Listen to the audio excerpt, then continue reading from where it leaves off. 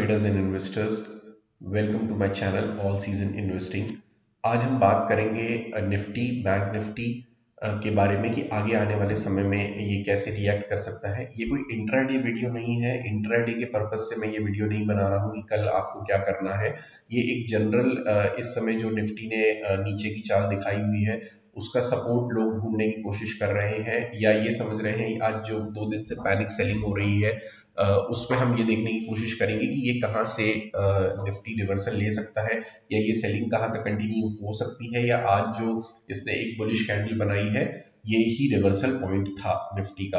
तो चलिए देखते हैं। ये निफ्टी का डेली चार्ट है दोस्तों। इसमें आप ये लाइन देखेंगे जो मैंने एक ट्रेंड लाइन बनाई हुई है। ये ट्रेंड लाइन एक हेड एंड शोल्डर पैटर्न की नेक लाइन भी आप कह सकते हैं, जिसको डिसाइसिवली निफ्टी ने तोड़ दिया है दोस्तों। और लगातार ये 2 दिन अच्छा खासा इसने सेलिंग दिखाया और आज इसने कुछ रिट्रेसमेंट लिया हुआ है। ये जो एक टूल लगाया हुआ है मैंने, ये इसको फिब टूल कहते हैं।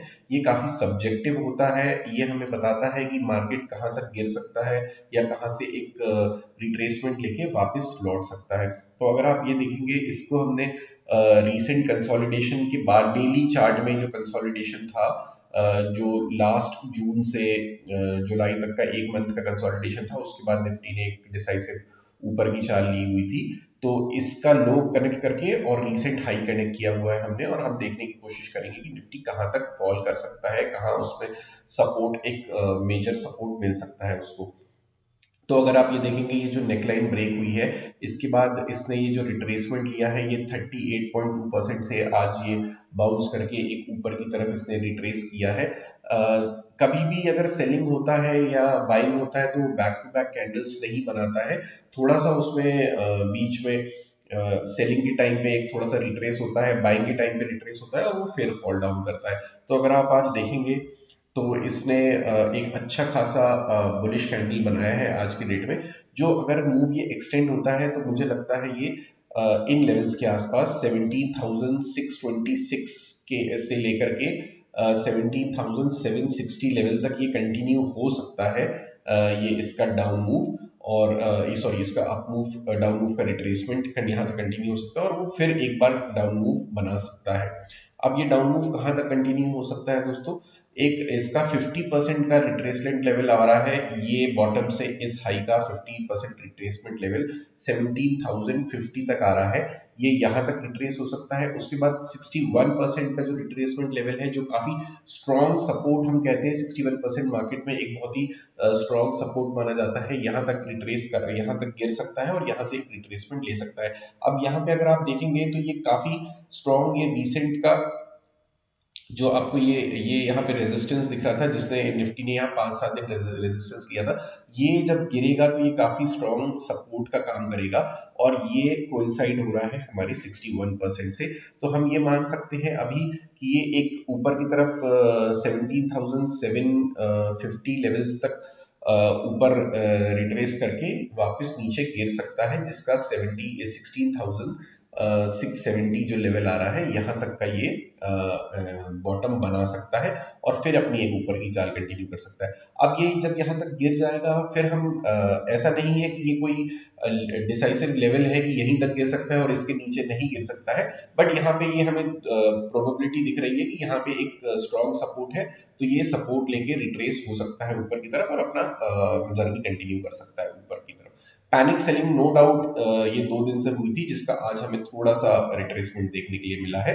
तो निफ्टी में अभी व्यू मेरा इस कैंडल को देख के बुलिश नहीं है। मुझे ये लग रहा है कि थोड़ा ऊपर जाएगा और ये फिर नीचे कंटिन्यू कर सकता है। ये वापस थोड़ा सा मूव ऊपर की तरफ दिखा के कंटिन्यू कर सकता है, जिसमें फर्स्ट सपोर्ट हमको मिलेगा 17,050 पे और सेकेंड स्ट्रॉन्ग सपोर्ट मिलेगा हमको 16,700 लेवल्स के आसपास। चलिए हम बैंक निफ्टी देखते हैं। ये देखिए दोस्तों, ये बैंक निफ्टी का फिर डेली चार्ट है। इसमें अगर आप देखेंगे तो ये एक ट्रेंड लाइन बनी हुई थी, जिसको ये मैंने बनाई नहीं है, मैं आप कर्सर की मदद से देख सकते हैं। एक ट्रेंड लाइन थी जिसको इसने तोड़ दिया है। अब इसमें भी हमने फिर रिट्रेसमेंट टूल लगाया है। अगेन ये बहुत सब्जेक्टिव है, तो ये हमने रीसेंट डेली चार्ट पे जो कंसोलिडेशन जोन था उसका बॉटम लिया है और रीसेंट का हाई लिया है।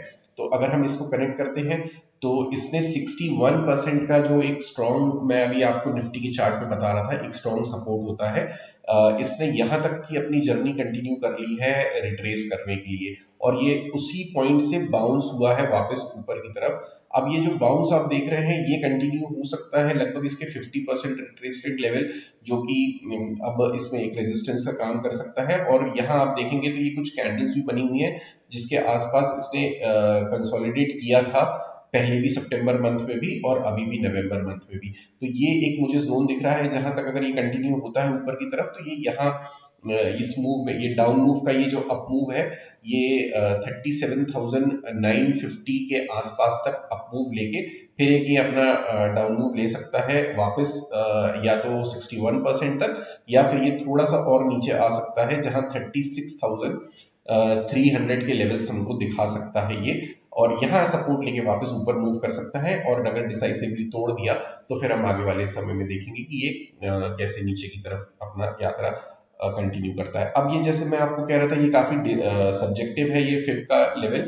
अगर हम इसको टोटल यहाँ बॉटम से अगर देखते हैं हम, तो ये कहीं ना कहीं ये 50% का रिट्रेसमेंट लेवल इन इस लाइन को, ये जो सपोर्ट है उसको कोइंसाइड कर रहा है। तो ये एक लेवल है जो काफी इंपॉर्टेंट लेवल है, 36,320, मतलब 36,300 का लेवल काफी इंपॉर्टेंट लेवल है। इसको तोड़ने के बाद ये काफी तेजी से नीचे की तरफ आ सकता है, और अभी मुझे लग रहा है ये जो अप मूव है ये कंटिन्यू हो सकता है।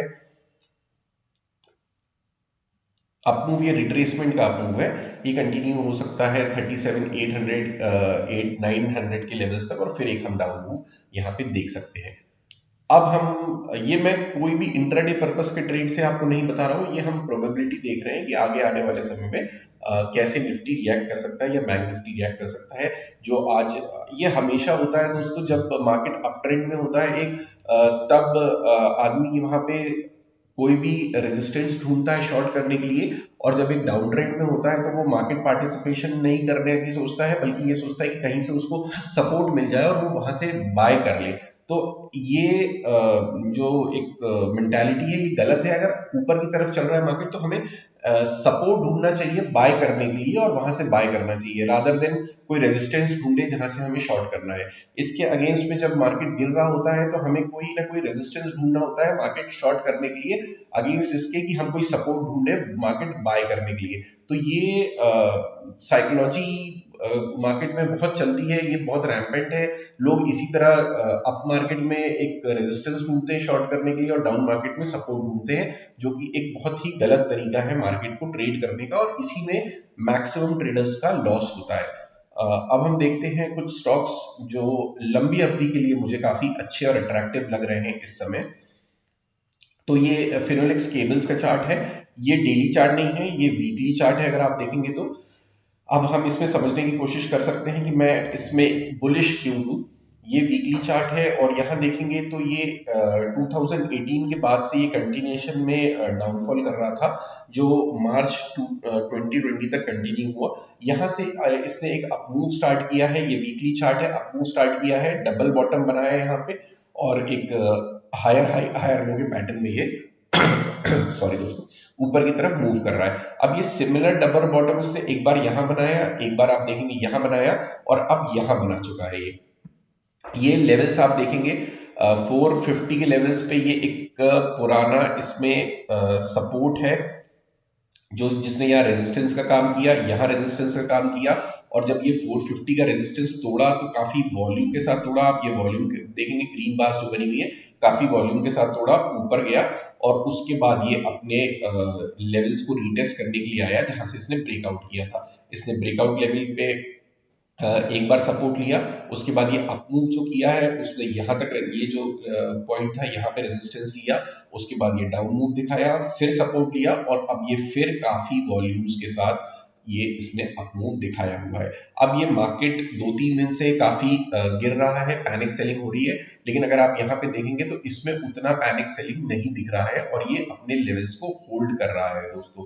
तो ये अगर इस समय भी आप ट्रेड बनाना है तो बना सकते हैं, अदरवाइज रिकमेंडेशन नहीं है। जो मुझे मार्केट में लग रहा है, मैं जिस तरह से चार्ट रीड करता हूँ, मैं वो आपको बताने की कोशिश कर रहा हूँ। और ये चार्ट रीडिंग ही मैं आपको बता रहा हूँ कि हमें पुराने सपोर्ट, पुराने रेजिस्टेंसेस कैसे देखने हैं, उस पे इस समय मार्केट ने कैसे रिएक्ट किया है या पर्टिकुलर स्टॉक ने कैसे रिएक्ट किया है, वो देखना है। ये बहुत ही खूबसूरत सा डबल बॉटम बना है, डब्ल्यू पैटर्न जिसको कहेंगे, और उसका भी ब्रेकआउट इसने दे दिया है। अब मेरे इन लेवल्स पे अगर आप ये देखेंगे तो ये जो अपमूव था, ये पुराने अपमूव के, ये पुराना जो रेजिस्टेंस था, ये वहां तक गया है और उसने फिर वहां से डाउन मूव दिखाया। फिर ये देखेंगे आप, ये यहाँ पे जो सपोर्ट मिल रहा था उसको ठीक एग्जैक्टली इसने वहीं पे सपोर्ट लिया है और अप मूव किया है। तो काफी अच्छे से पुराने लेवल्स को इसने रिस्पेक्ट किया है। और अब अगर इस चार्ट के हिसाब से मैं चलूं, तो नेक्स्ट जो मेरा टारगेट निकल के आता है वो आता है इसका रीसेंट का, सॉरी 2018 का जो लास्ट हाई लगाया था इसने, 750 का टारगेट निकल के आता है। तो इस समय इसका प्राइस चल रहा है 570 580, और हम इसको इस लाइन के स्टॉप लॉस के साथ बाय कर सकते हैं, या आप इसमें अपने सहूलियत के हिसाब से कहीं भी स्टॉप लॉस लगा सकते हैं जितनी आपकी रिस्क कैपेसिटी है। एक लेवल आ रहा है 555 के नीचे भी आप स्टॉप लॉस लगा सकते हैं, एक 500 के नीचे भी स्टॉप लॉस लगा सकते हैं, क्योंकि इसमें 1:2 1:3 का मुझे टारगेट दिख रहे हैं जो यहाँ बन रहे हैं। और ये एक बार यहाँ पे आएगा, उसके बाद मुझे इसमें बुलिशनेस कंटिन्यू होती हुई दिख रही है।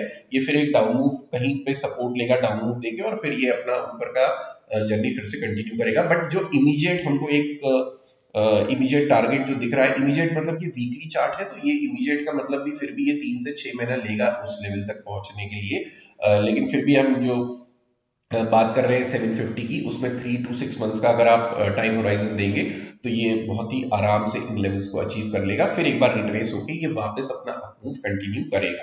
ये मेरी थिंकिंग है, मेरा चार्ट रीडिंग का तरीका है, बाय सेल का कोई रिकमेंडेशन नहीं है। अब हम एक और चार्ट देखते हैं जो है पावर ग्रिड का चार्ट। पावर ग्रिड के चार्ट में प्रॉब्लम सिर्फ इतनी सी है कि ये एक सरकारी कंपनी है। चार्ट बहुत ही खूबसूरत लग रहा है, बहुत ही अच्छा पैटर्न बनाया हुआ है इसने। बस ये जो एक सरकारी कंपनी है, तो बहुत सारे लोगों को हिच होती है सरकारी कंपनी खरीदने में कि ये चलेगा कि नहीं चलेगा, पता नहीं, ये हर बार एक अपमूव देता है और फिर वहां से गिरना चालू कर देता है। लेकिन अगर आप देखेंगे तो ये 2017 का लेवल को इसने अभी रिसेंट फरवरी में ब्रेक किया।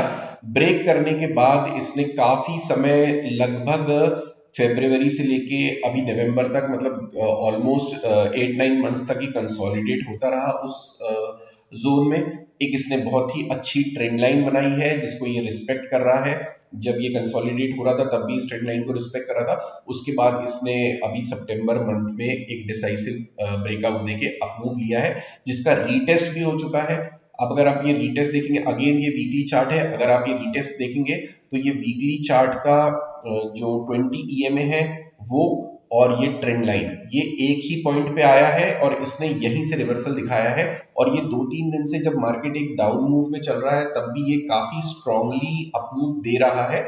वॉल्यूम भी इसमें अच्छे हो रहे हैं, और ये कंसोलिडेशन जो जोन था 7-8 महीने का, उसको तोड़ के रीटेस्ट करके फिर वहां से ऊपर की तरफ ये मूव किया है इसने। यहाँ देखिए, जब ये अप मूव स्टार्ट किया था तब भी डबल बॉटम बनाया था और वहां से एक अप मूव स्टार्ट किया हुआ है। तो ये मेरा यहाँ पे खरीदने का, अब काफी लेट हो चुके हैं खरीदने के लिए, लेकिन ये जो वीकली चार्ट है ये इतने आसानी से नीचे नहीं आता है, और काफी बड़े टारगेट्स होते हैं इसके। तो मेरे यहाँ पे ये जो लेवल ब्रेक किया था, इसके बाद इसने एक बार कंसोलिडेट करके ब्रेकआउट देके रीटेस्ट करके वापस अप मूव स्टार्ट किया है।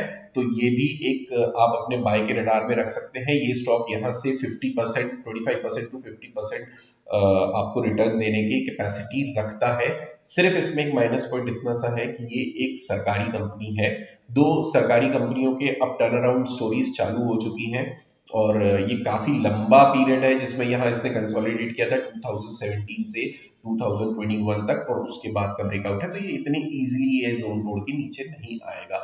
अगर आता है तो आप अपना स्टॉप लॉस इन लेवल्स के आसपास रख सकते हैं, अदरवाइज ये ट्रेंड लाइन ब्रेक पे भी आप स्टॉप लॉस लगा सकते हैं। अगेन कोई रिकमेंडेशन नहीं है ये, आप अपनी फाइनेंशियल एडवाइजर की और अपने बुद्धि विवेक से निर्णय लीजिए। ये दो चार्ट्स बहुत ही खूबसूरत लग रहे थे मुझे इस डाउन फॉलिंग मार्केट में, तो मैंने आपके साथ शेयर किए। ये वीकली चार्ट्स हैं, इसे हमें 3 से 6 महीने की अवधि के लिए खरीदना या होल्ड करना होता है। ऐसा नहीं कि आज आपने खरीदा और कल से ये चलना चालू हो जाएगा। ये थोड़ा रिट्रेस भी कर सकता है नीचे की तरफ और फिर वापस ऊपर की तरफ मूव कर सकता है। तो अगर आपने ये चैनल सब्सक्राइब नहीं किया है तो ऑल सीजन इन्वेस्टिंग मेरे चैनल मैं अमरीश को महोदय को सब्सक्राइब कर सकते हैं आप, और लाइक कर सकते हैं। और अगर वीडियोस आपको अच्छे लगे हैं तो प्लीज़ उसको शेयर भी कर सकते हैं। मेरे पुराने वीडियोस भी जाके देखिए जिसमें मैंने अपना रिपोर्ट कार्ड भी आपके सामने रखा है। तो तब तक के लिए दोस्तों, हैप्पी ट्रेडिंग, हैप्पी इन्वेस्टिंग।